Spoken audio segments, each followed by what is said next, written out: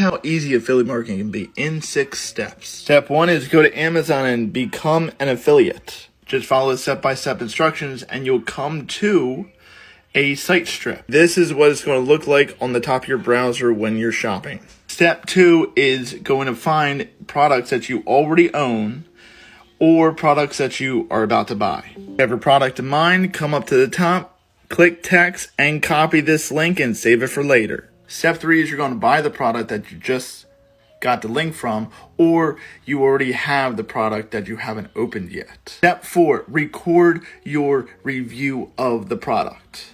Everyone loves to look up product reviews of different products they may have, no matter how mundane it may be, because you just may be the tipping point that makes them buy the product. This can be either long form in a YouTube video or short form in let's just say on TikTok. So we're going to go with long form for this video. Step 5, upload your video to YouTube and put it under a category of reviews, because everyone loves to see reviews. And then that link earlier that we had, right? You put that link in your bio underneath the video and then do some call to action saying, hey, check out my link below where you can buy this awesome product. Number 6 is that you repeat the process. This is just one simple way of doing affiliate marketing.